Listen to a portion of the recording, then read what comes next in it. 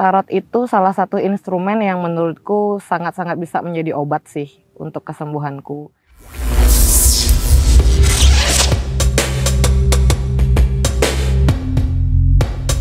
Hai, aku Tika Puspita. Aku adalah seorang pengajar musik freelance. Aku juga konselor tarot. Jadi keseharianku aku ngajar musik, aku juga konten kreator. Sekarang lagi aktif untuk menciptakan beberapa lagu dan di Agumi aku sebagai asisten kreatif director.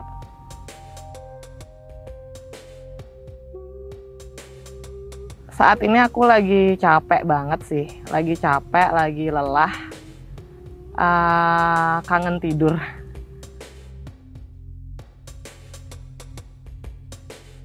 Kalau diagnosanya sih beberapa tahun lalu ya, udah cukup lama itu aku depresi, aku ada anxiety disorder juga, sampai sekarang masih suka kumat. Lebih tepatnya yang condong, yang sering aku rasakan itu kecemasannya, depresinya juga. Pemicu gangguan ini menurutku ya dari kehidupanku masa kecil ya. Beberapa hal yang beberapa peraturan dari orang tua itu membuatku tertekan, terus ada larangan-larangan yang terlalu banyak. Aku dari kecil merasa kalau aku nggak pernah dapat kebebasan untuk berpendapat, tidak pernah dapat kebebasan untuk memilih, semuanya diarahkan. Tapi aku sadar aku itu orang yang suka kebebasan, jadi bertentangan, sehingga itulah pemicu cedera-cedera batin dan ada abuse juga. Dari kecil aku ada abuse fisik, ada abuse verbal juga. Yang aku rasain saat itu sih marah ya. Lebih ke dominan emosi yang aku rasain adalah marah, berontak, nyalahin semuanya, marah, berontak, nyalahin semuanya. Yang membuatku kembali bangkit aku nggak ingat. Yang aku ingat malah pas aku udah bangkit gitu, pas aku sudah dalam kondisi yang baik. Jadi aku sampai sekarang pun aku merasa aku kehilangan memori sih, proses gimana pertama kali aku bangkit. Jadi aku nggak terlalu ingat awal kebangkitanku tuh dipicu oleh apa, kayak gitu. Yang membantu untuk menyembuhkan diri yang pasti yang aku sadar ya diriku sendiri ya, dan pernikahan. Semakin kesini aku sadar pernikahanku dengan suamiku awal mula kesembuhanku. Dan di saat ini juga aku sadar kesembuhanku itu yang ngebantu itu adalah orang tuaku sendiri juga. Non-medis. Aku jadi inget omongan yang tadi.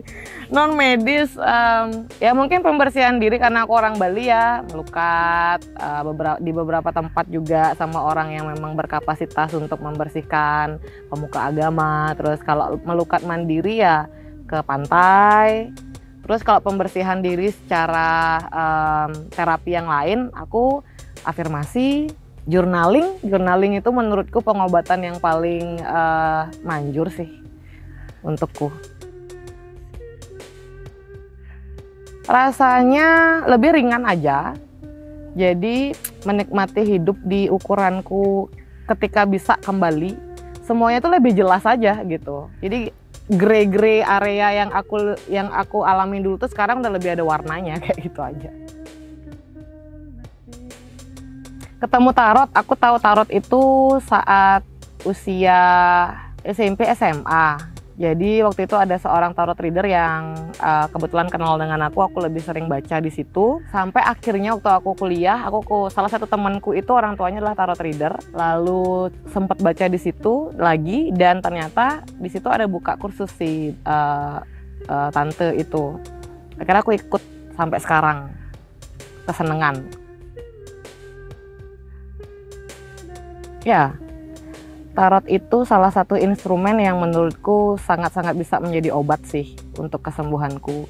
Apalagi sekarang aku sudah lebih banyak berkecimpung juga dengan orang lain ya.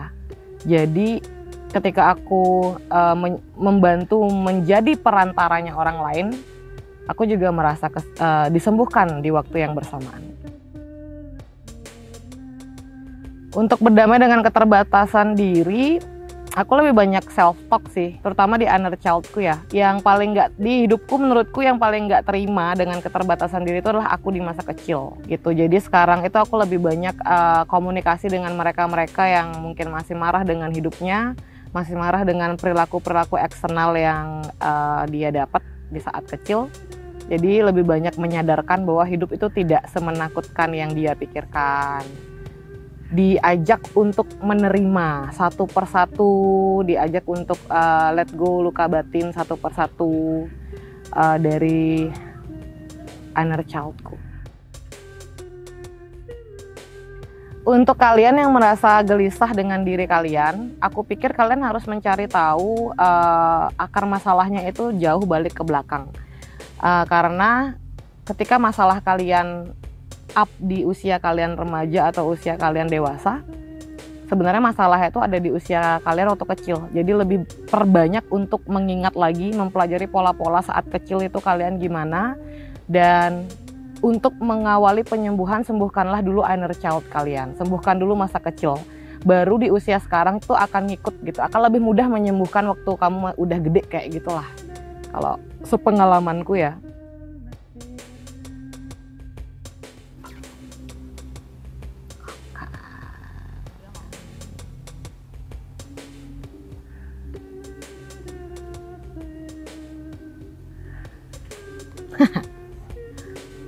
Four of Cups.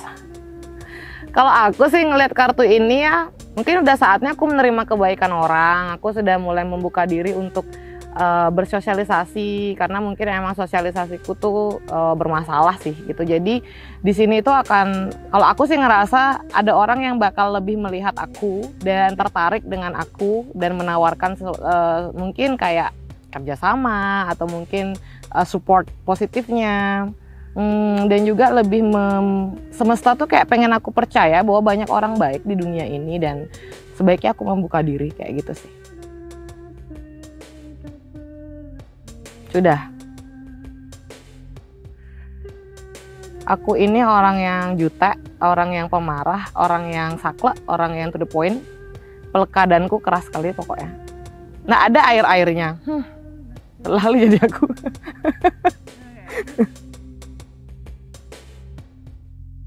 Sekarang sih udah jauh lebih sering. Pernah banget.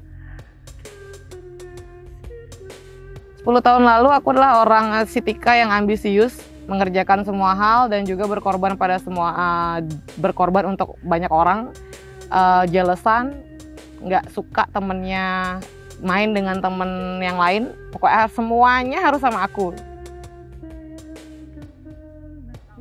10 tahun lagi aku adalah Tika, CEO-nya Caprica Music. Caprica Music udah banyak cabangnya, terus muridnya udah ratusan. Dan juga aku sudah menjadi ibu yang baik 10 tahun ke depan, dan menjadi orang yang lebih selaras sama diriku.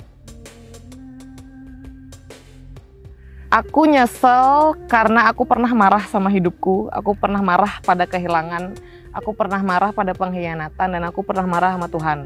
Karena aku dulu sih berpikir Tuhan yang membuat hidupku buruk ya, padahal itu salahku sendiri gitu. Jadi aku nyesel karena pernah marah-marah sama hidupku sendiri. Aku mencintai spontanitasku. Hai Tika, I love you. Maafin aku. Terima kasih udah kuat sampai saat ini.